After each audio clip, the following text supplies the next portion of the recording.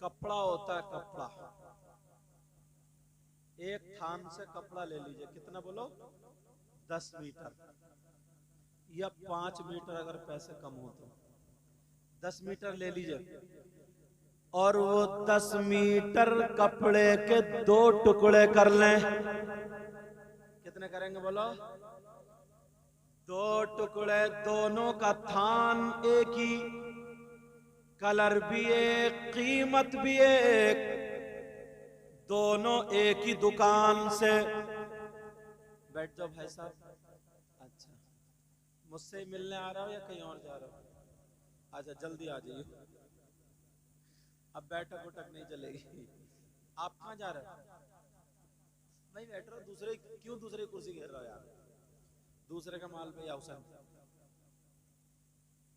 एक कपड़े के 2 टुकड़े कर लिए, कलर एक, दुकान एक, कीमत एक, कंपनी एक। और 2 टुकड़े करने के बाद एक टुकड़े का कुरान पाक का जुज़दान बना दिया, कुरान पाक उसमें लपेट के रख दिया, कुरान पाक का कपड़ा बन गया। और एक टुकड़े का किसी भाई की पैंट बनवा दी। दोनों कपड़ों को एक एक महीना इस्तेमाल करा लो, और इस्तेमाल के बाद कुरान पाक का कपड़ा अगर मैं तुम्हें दूं, बोलो उसे चूमोगे या नहीं? कुरान पाक के कपड़े को चूमोगे। और वही कपड़ा जो दूसरे टुकड़ा, उसकी पैंट, एक भाई ने पैंट रपटाई 1 महीना, अब बताओ अगर मैं तुम्हें चूमने दूं तो उसे चूमोगे? क्यों? थूकोगे, इतनी बदबू आएगी। और बात तो ऐसा है 8-8 दिन नहीं नहाता, इतना बड़ा सनीचर है, सही बता रहे हो, 8-8 दिन नहीं नहाता।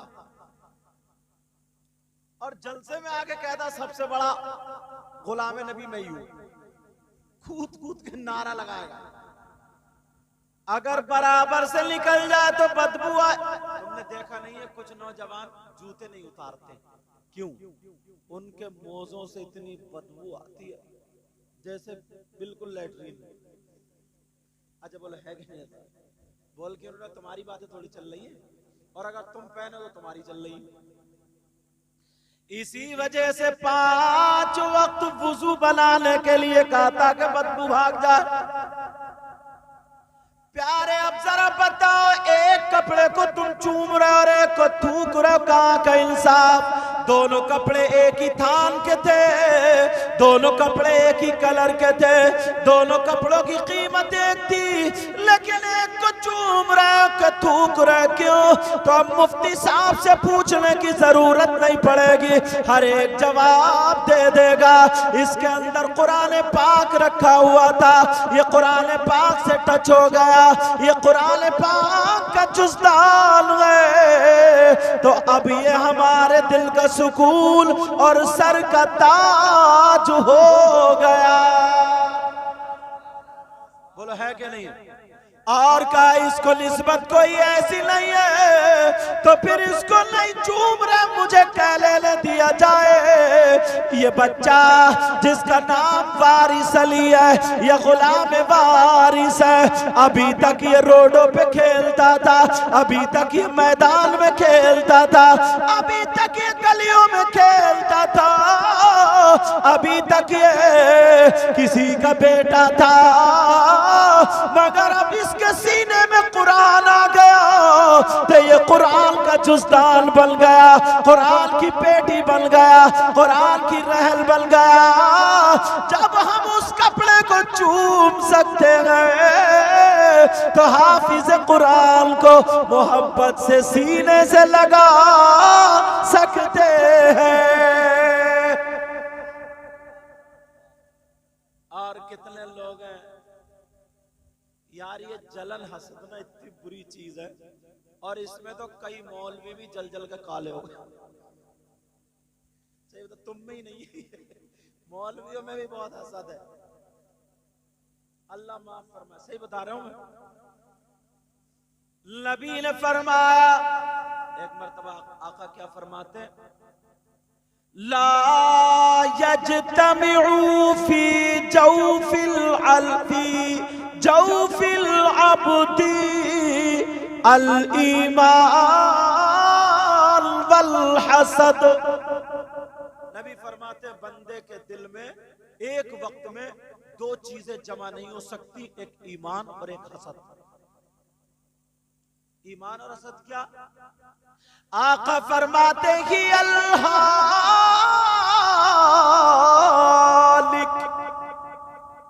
नबी ने फरमाया ये उस तरह है, उस तरह जानते हो जिससे पहले आंधी छिलती थी, हाँ? समझ रहे हो ना मेरी बात?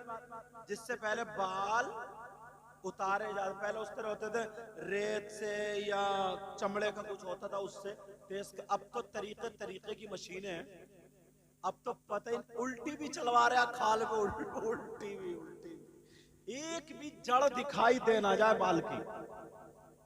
अगर इसका बद चले ना तो फावड़े से खुदवा देगा, फावड़े से। और बास तो मैंने लपूस देखा, लपूस मुंह में दांत नहीं, अब वो गड्ढे पड़ गए, मुंह निकला बड़ा चुहिया की तरह, और दाढ़ी और मूछे दोनों एकदम सिपला बना पड़ा, दोनों खत्म, न दाढ़ी है न मूछे, फिटकरी लगा के दाने न निकला। औरतों से तुम कम नहीं हो और औरतें तुमसे कम नहीं है। तुम्हारा बस चल जाए तो फिटकरी लगा करके रगड़ मारे हो, और उनका बस चले तो हजार रुपए दे करके ब्यूटी पार्लर पे फेशियल कराती है। वो रेगमाल से रगड़ पाती है, मुंह ऐसे बंदरिया का। सही बता रहा, इतना तो बात तो, अगर 5 वक्त की नमाज पढ़ोगे तो चेहरे पे नूर आएगा, वुजू बनाओगे तो चेहरे पे नूर आएगा। मगर प्यारे जो मैं बता रहा था सुनो, तुम उस कपड़े को चूमते हो इसलिए वो कुरान से टच हो गया।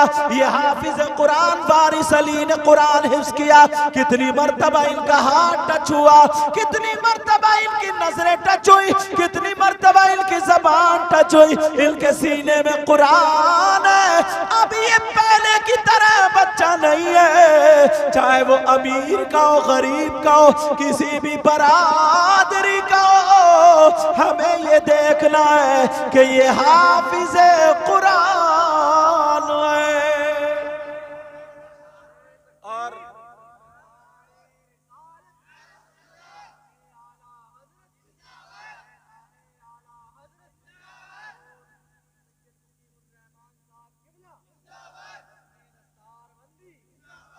अभी ये कुर्बानी का महीना चल रहा ना, बोलो चल रहा नहीं चल रहा? आने वाला कुर्बानी का महीना, कुर्बानी करते हो? बोलो करते हो? कहाँ कर रहे हो कुर्बानी का? तुम्हें दूसरों की मेंढे काटने से फुर्सत मिले तभी तो कुर्बानी कर रहे हो। किनार के मेंढ के गन्ने बिल्कुल गंजे कर देते। खेत वाला आता, बोले यार यहाँ पानी नहीं पहुंचा, पानी से पहले तुम पहुंच गए, अगोले ये गोला पड़ा। मगर सुनो प्यारे, जरा सुनो, 4 बादशाह ऐसे गुजरे हैं जिन्होंने पूरी दुनिया पर हुकूमत की है। कितने लोग गुजरे? उसमें 2 मुसलमान और 2। एक बादशाह का नाम, जिनका नाम हजरत सुलेमान है, इन्होंने भी पूरी दुनिया पर हुकूमत। दूसरे बादशाह का नाम जुल्करनैन है। तीसरे बादशाह का नाम बख्त नसर, और चौथे का नाम नमरूद। मर गए मरदूद जिनकी फातिहा न दरूद। चौथे बादशाह का नाम नमरूद। अच्छा, उन्हें डर भी बहुत लगता था कि कोई ऐसा ना है कहीं मेरा तख्त और मेरे सब गड़बड़ा जाए। बड़े नजूमी, बड़े। नमरूद का आलम यह था, आला हजरत, मलफूजात आला हजरत में लिखा हुआ है कि इसके दरवाजे पर एक पेड़ खड़ा था। दरख्त और उस दरख्त का साया नहीं था। क्या नहीं था बोलो? मगर जैसे ही कोई आदमी अगर उस पेड़ के नीचे आकर के खड़ा होता था तो उस पेड़ का साया उतना ही बड़ा जितने में आदमी आ जाए इतना हो जाता था। दूसरा के खड़ा हो जाए तो साया और बढ़ जाता था, तीसरा के खड़ा हो जाए तो और बढ़ जाता था, चौथा के खड़ा हो जाए तो और बढ़ जाता था। आला हज़रत लिखते हैं उस पेड़ का ये आलम था, अगर 1,00,000 आदमी उस पेड़ के नीचे आ जाए तो उसका साया इतना बड़ा हो जाता था, 1,00,000 आदमी समा जाते थे। और अगर 1,00,000 से एक भी ज्यादा आता था तो सबका साया खत्म हो जाता था। समझ में आ रही बात? समझ में आ रही बात? हाँ, चैनल वाले इसको कोट करेंगे। समझ रहे मेरी बात? मलफूजात आला हज़रत में ये लिखा हुआ जो मैंने बता दिया। और सुन, इसके यहाँ घर से ही दे देते थोड़ी और आ जाते। इसके यहाँ तवज्जो रखो, हमारे यहाँ नोट देने का भी तरीका लगी है। थूक लगाएगा यूं और नोट की गड्डी मारेगा, फिसला फिसला के रफ्ता रफ्ता के मारेगा। गांव वाले कहेंगे बड़ा पैसे वाला यार ये, मगर यहाँ ऐसे नहीं है। तवज्जो रखो मेरी। इसके यहाँ पर नमरूद की एक चीज और थी अजीब, सुनोगे? क्या थी? इसके यहाँ पे एक हाउस था। क्या था बोलो? उस हाउस का ये आलम था। हाउस थोड़ी था, पूरा नाका ही था। ये शायर इस्लाम नूरुद्दीन मंजर साहब बैठे हुए, कल इंशाल्लाह ये और मैं हम लोग पंजाब जा रहे हैं। तो वो हाज़िम का आलम ये था कि कोई एक कटोरा दूध ला के उसी में डाले या एक मटका ला के डाले, कोई एक कटोरा या एक मटका पानी ला के उसी में डाले, शहद ला के उसी में डाले, तमाम चीजें ला करके उसी में डालते थे। अब बताओ वो मिलके सब खराब हो जाएंगी। दूध दूध नहीं रहेगा, पानी पानी नहीं रहेगा, चाय चाय नहीं रहेगी, शहद शहद नहीं रहेगा। मगर उसके हाथ का आलम ये था, अब अगर आपको दूध की जरूरत पड़ती थी, नियत करके उस हाउस में प्याला डालते थे तो दूध भर के प्याला आ जाता था। और अगर शहद की जरूरत पड़ रही है, निकालते थे तो प्याला भर के शहद आ जाता था। जो नियत करते थे वही प्याले में आ जाता था। आज समझ में आ रही है बात है?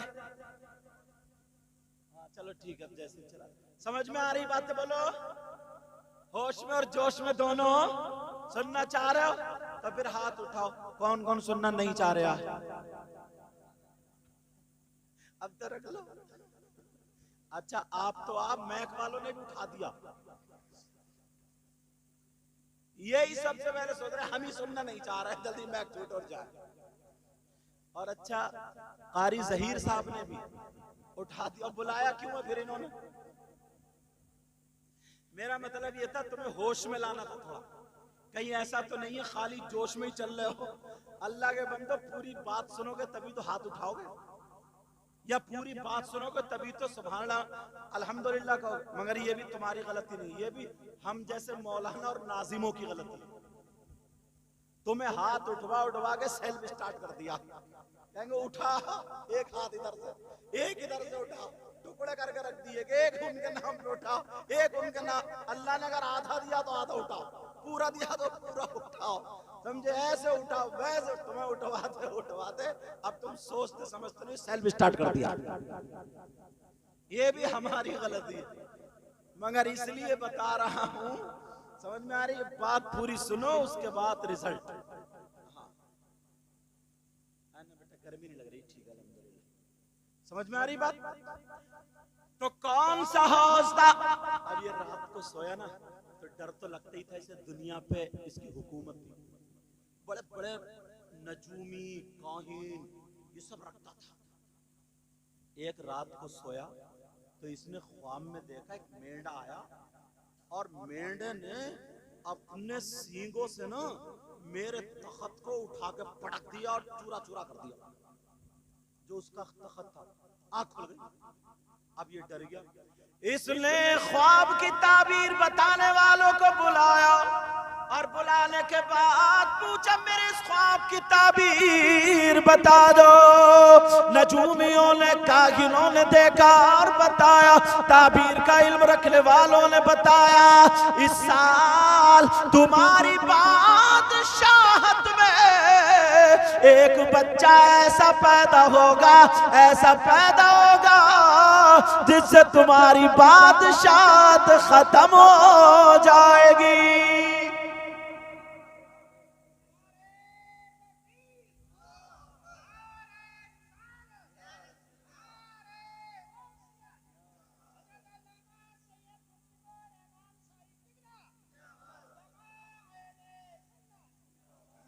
वो तो ना इनकी सांस ही लंबी है, वरना तो बीच में टूट जाती है। मेरा नाम ही इतना बड़ा, समझे, एक छोटा सा नाम ले तो खत्म। मगर ये अपनी हाजिरी लिखवा रहा है, हम भी है। जहां भी जाते स्टेज पे मेरी पढ़वाओ मेरी पढ़वाओ मेरी पढ़वाओ। अच्छा पढ़वाए कैसे? जो मेहमान हजरात आए, जो ये चाहते हैं कि यार जो मेहमान हजरात आए पहले उन्हीं की हो जाए, मगर ना इन्हें अपनी टांग अड़ाना कि मेरी इसे सारे उलमा इनसे बचते हैं। समझ में आ रही बात? सब लोग बचते हैं। और फिर दूसरी एक बात और है, फिर ये नजराने पे लड़ते हैं। समझ में आ रही? ये और गलत बात है। हाँ मगर अब से इंशाल्लाह नहीं करेंगे ऐसा। और नजराना देने वालों को भी थोड़ा ख्याल रखना चाहिए यार, बेचारे गरीब का किराया भी लगता है। ये थोड़ी कि 10 रुपए दे दो और जाओ। चलो अब का तुम्हारे इस साल एक बच्चा पैदा होगा। अरे फिर बस वही खत्म करेगा। इसने सोचा क्या करूं अक्लमंदों को। तो थोड़ी हया की बात है लेकिन बता दूं मेरी बहनें बेटी, जिनकी शादी हो गई थी ना, इसने हुक्म दे दिया कि जिन जिन की शादी हो गई है कोई भी मर्द अपनी बीवी के पास ना जाए। मेरा इशारा समझ गए? जिन दिनों में औरत पाक रहती है उन दिनों में। चलो थोड़ी हया की बात है इसलिए रोक रहा हूं। इसने ये सोचा कि जब मियां बीवी साल अलग रहेंगे तो कोई बच्चा होगा ही नहीं, और कहा अगर इस साल बच्चा पैदा हो भी जाए जिस घर में, तो उस बच्चे को पैदा होने के बाद फौरन मार दो, कत्ल कर दो। सिपाही दौड़ा दिए, अपने खादिम लगा दिए, औरतों से उनके शौहर को अलग कर दिया, क्योंकि बादशाह हुकूमत थी। मगर क्या पता था इसी साल में पैदा होने वाला बच्चा जिनका नाम हजरत इब्राहीम अलैहिस्सलाम होगा। हजरत इब्राहीम इसी साल पैदा होगा। अल्लाह ने, तवज्जो रखो बेटा, अल्लाह ने अपने हुक्म से कैसे बताऊं, अब जब बहनों को अगर कोई पैदाइश का मामला होता है तो पेट बढ़ता है, जाहिर हो जाता है पेट, मगर अल्लाह ने इब्राहीम अलैहिस्सलाम की माँ के पेट को बढ़ने से रोक दिया ताकि किसी को पता ना चले। जब पैदाइश का वक्त आया, डर रही है, कह रही है मौला क्या होगा क्या होगा क्या होगा। हजरत इब्राहीम अलैहिस्सलाम की माँ एक जंगल में एक गड्ढे में जाके बैठ गई। वहां पर बैठी तो बच्चा पैदा हुआ जिनका नाम हजरत इब्राहीम अलैहिस्सलाम है। माँ डरने लगी क्या होगा, अब अगर मैं लेके जाती हूँ तो मेरे बच्चे को वो बादशाह कत्ल कर देगा, मरवा देगा। माँ बच्चे को वहीं पे छोड़ के चली गई। तफसीर में आता है 3 दिन तक इब्राहीम अलैहिस्सलाम की माँ ने पलट के नहीं देखा। में दुआएं करते हैं, अल्लाह मेरे बच्चे की हिफाजत है। माँ होती, तुम्हें बड़ी प्यास लग रही आज यार, जग पे जगा रहे हैं, जग पे जगा रहे हैं, अब कोई मतलब नहीं हो सकता। तवज्जो रखो मेरी तरफ। 3 दिन तक माँ कहती रही, मौला मेरे बच्चे का क्या होगा। माँ तड़प रही थी, कोई चीता, कोई जानवर, कोई शेर, कोई भेड़िया खा गया होगा, या अगर उसके सिपाही पा गए होंगे तो मार दिया होगा। 3 दिन तक माँ बर्दाश्त करती रही। अब 3 दिन के बाद जब माँ से बर्दाश्त नहीं हुआ, माँ छुप करके उस गड्ढे में गई तो देखा उस खार के चारों तरफ शेर और चीते घूम रहे थे। मां तड़प गई कि इन जानवरों ने मेरे बच्चे को खा लिया होगा, ये यहीं पे घूम रहे हैं, अब क्या होगा।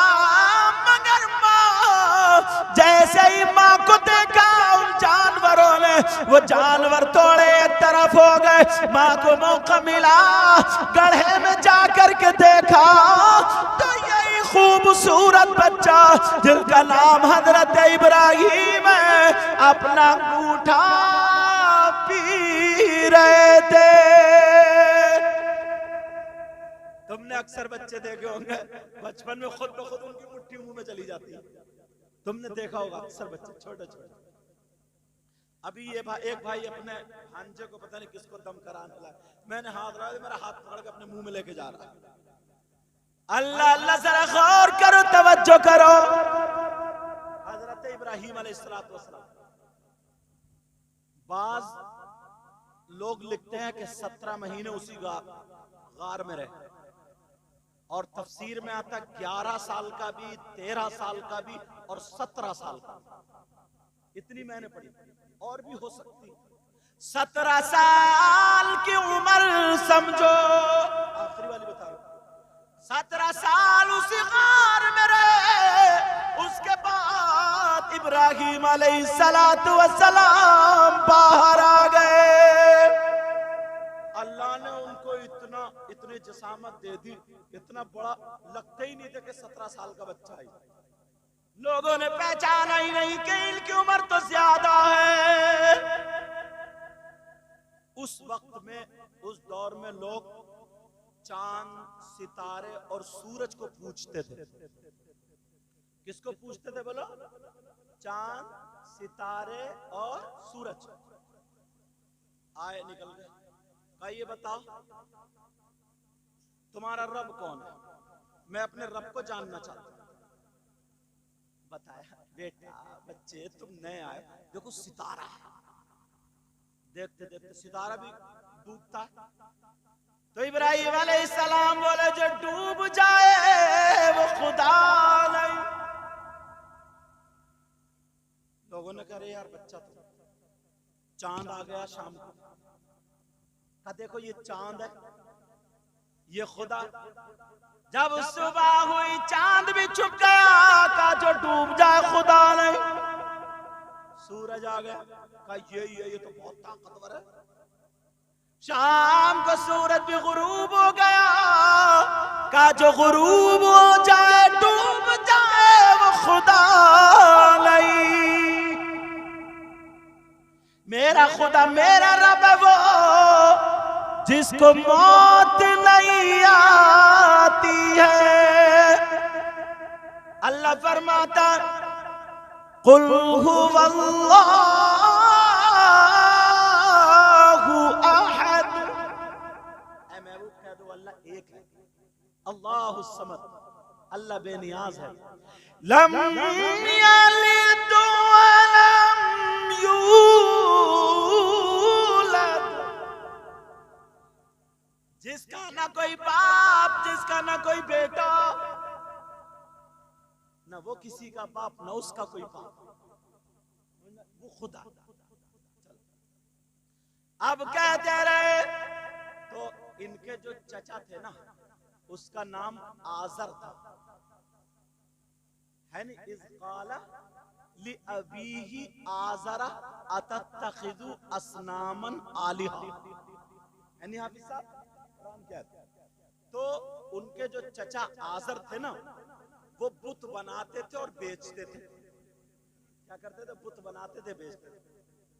कुरान ने कहा इज़ क़ाल लि अबीही, बाज़ लोगों ने इसका तर्जुमा किया कि इब्राहिम अलैहिस्सलाम ने अपने बाप से कहा। बाप नहीं थे, वो चचा थे। जैसे कि उनके बाप तो तारुख थे, इब्राहिम अलैहिस्सलाम के बाप। जैसे कि आजकल चचा को बच्चे छोटे पापा बोलते नहीं बोलते, या छोटे अब्बू। बड़े मतलब ताऊ को क्या बोलते हैं? बड़े पापा या बड़े अब्बू बोलते नहीं बोलते? कुरान की बलागत समझो।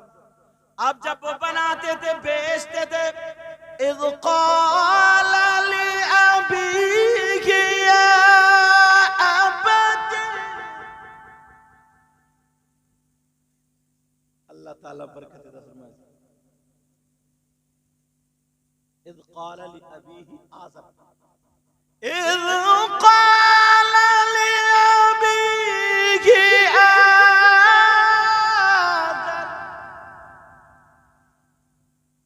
उन्होंने अपने चचा आदर से कहा अतत्तखिज़ु अस्नामा, क्या तुम बुत बनाते हो और तुम इसी को खुदा मानते हो? ये तो न सुनता है न बोलता है, मक्खी बैठ जाए तो मक्खी नहीं उड़ाता। यहां तक कि जब उनका मेला लगा करता था, तवज्जो की बात है, जब मेला लगता था ना, तो वो लोग पहले बुतखाने जाते थे, उसके बाद मेले जाते थे, फिर आते थे तो बुतखाने होके आते थे। इब्राहिम अलैहिस्सलाम से कहा तुम भी चलो, क्या मेरी तबीयत ठीक नहीं है? ये नहीं गए। जैसे ही सब लोग बुतखाने से फारिग होके चले गए मेले, इन्होंने उठाई कुल्हाड़ी और उठाने के बाद बुतखाने में घुस गए। किसी की नाक तोड़ दी तो किसी की टांग तोड़ दी, किसी का हाथ तोड़ दिया, किसी की गर्दन तोड़ दी, और सबसे बड़ा वाला जो बुत था उसके गले में कुल्हाड़ी लटका दी, ताकि लोग समझे इनमें झगड़ा हो गया और इसने मारा। अब जब वहां से मेले से पलट के आए तो इधर कुछ लंगड़े पड़े थे, कुछ लूले पड़े थे, किसी का कान नहीं, किसी की नाक नहीं, किसी की गर्दन, कोई चूरा चूरा हो गया, और बड़े वाले के गले में वो कुल्हाड़ी। लोग बोले यार इसने ऐसा क्यों कर दिया? तो वो बड़े बड़े बोले अरे ये कैसे कर देगा, इसका तो हाथ भी नहीं हिलता, इसका तो पांव भी नहीं हिलता। अल्लाह अल्लाह मामला आगे बढ़ा, उनको बुलाया कि अपने बड़े खुदा से पूछो, उनसे पूछो ना, उन्होंने मारा होगा। आगे बढ़ते चले गए, आगे बढ़ते चले गए, मामला यहाँ तक बढ़ गया, अल्लाह अल्लाह इनकी शादी हो गई। अब जब शादी हुई, फलम्मा बलगा माउ साया, अब यहां से कुरान शुरू हो गया।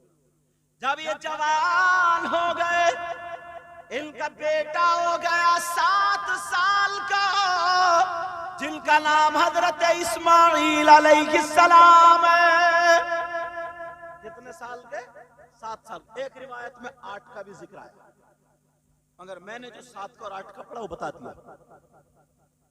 अब जैसे ही इनको ख्वाब हुआ हजरत इब्राहिम अलैहिस्सलातु वस्सलाम को, कहा ऐ मेरे प्यारे, अल्लाह की राह में कुछ खर्च करो। इन्होंने 100 ऊंट लिए, पहाड़ी पे ले जा करके कहाँ ज़बा कर दिए। फिर ख्वाब हुआ पहाड़ी पे ले जा करके ज़बा कर दिए। अल्लाह अल्लाह जरा सुनो, जब ऊंट अब जब ज़बा हो गए, तीसरी रात फिर ख्वाब आया, ऐ मेरे बंदे कुर्बान करो। जो तुम्हें जान से ज्यादा अजीज हो वो करो। तो जान से ज्यादा प्यारा अजीज कौन है? औलाद।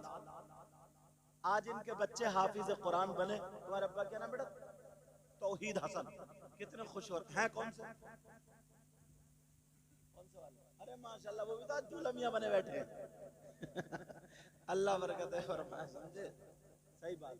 इधर सामने बैठो ना, अल्लाह ताला बरकत है। खैर माशाल्लाह ये अच्छी बात है, उनकी दाढ़ी अल्लाह ताला, लेकिन अब काटियो मत। हाँ कहीं पता चले सुबह को जाके पर्दा लगा के आड़ में और नाई से बोले कतर दे। हाँ, ऐसे नहीं चलेगी। अब बच्चा हाफिज़ कुरान हो गया, 5 वक्त की नमाज पढ़ोगे, बहुत खुशकिस्मत हो तुम। अब जब मामला ये हुआ कि औलाद को ज़बा करे, अब सोचा इनकी माँ कैसे सब्र करेगी। छुरी रख ली, रस्सी रख ली। अब रस्सी रखने के बाद कहा बच्चे को उठा दो, 7 साल का बच्चा, मासूम बच्चा, बाप भी मासूम, खुद भी मासूम। कहा चलो कहां ले जा रहे हैं? ले जा रहे हैं दोस्त की मुलाकात के लिए। अब जब रास्ते में चले तो शैतान ने वरगलाना शुरू किया। शैतान कहने लगा 60-59 साल की उम्र में तुम्हें अल्लाह ने ये बेटा अता फरमाया, इसके अलावा कोई औलाद भी नहीं है। अरे ख्वाब की बिना पर, ख्वाब तो झूठा भी होता सच्चा भी होता, एक ख्वाब की बिना पर तुम अपने बेटे को कुर्बान करने जा रहे हो। हजरत इब्राहीम अलैहिस्सलातु वस्सलाम ने वो कंकरियां उठाई और उठा करके शैतान के मारी और कहा, ओ शैतान लईन मरदूद हट जा, तू अल्लाह के हुक्म से मुझे फेरना चाहता है। अगर अल्लाह मुझे इस्माइल जैसे 1000 भी बेटे दे और उनके कुर्बान का हुक्म दे तो मैं एक एक बेटे की कुर्बानी देता जाऊंगा और अल्लाह को राजी करता